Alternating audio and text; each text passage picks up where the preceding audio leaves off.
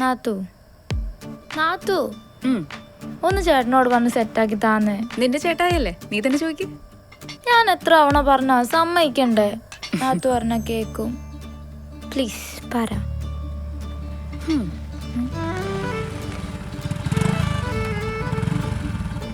പറയൂ. ഞാനൊന്ന് നോക്കട്ടെ.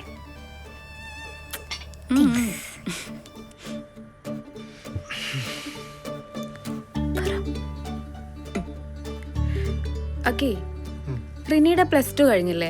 അപ്പൊ അവൾക്ക് യൂറോപ്പിൽ പോണെന്നൊക്കെ പറയുന്നുണ്ട്. യൂറോപ്പോ? യൂറോപ്പ് ഒന്നും വേണ്ട മോളെ, അതൊക്കെ ഒരുപാട് പൈസ ചെലവുള്ള കാര്യമാണ്. പിന്നെ നീ +2 കഴിഞ്ഞല്ലേ ഉള്ളൂ, ഡിഗ്രി ചെയ്യട്ടെ എന്നിട്ട് ആ റിനി,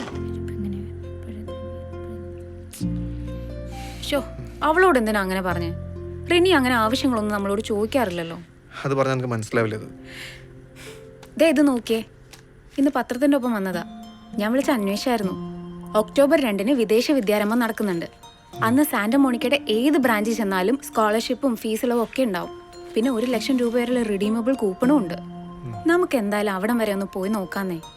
അഡ്മിഷന്റെ കാര്യം അവിടെ ചെന്നിട്ട് റെഡിയാക്കാം. എനിക്ക് ആഗ്രഹമില്ലാണ്ടല്ല, ഒരുപാട് പൈസ ചെലവുള്ള കാര്യം അത്. പൈസയുടെ കാര്യം ഓർത്ത് മോൻ വിഷമിക്കണ്ട. അവളെ നിങ്ങളുടെ മാത്രം അനിയത്തൊന്നുമല്ല. ഒരു വലിയ ആങ്ങള വന്നിരിക്കുന്നു.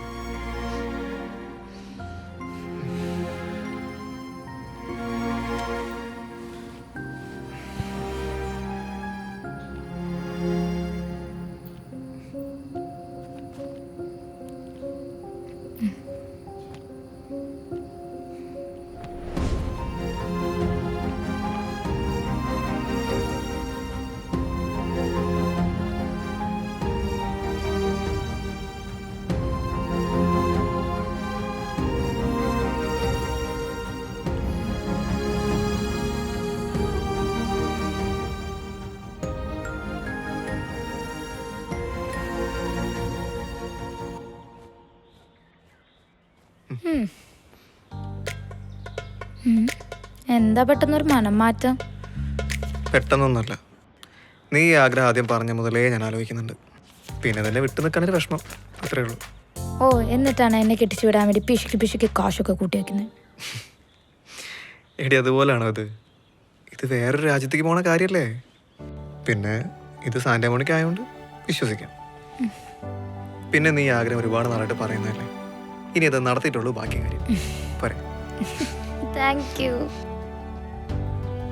എന്റെ ജേണൽ എടുത്ത് വായിച്ചായിരുന്നു. ഞാനോ? ഒന്ന് പോയി.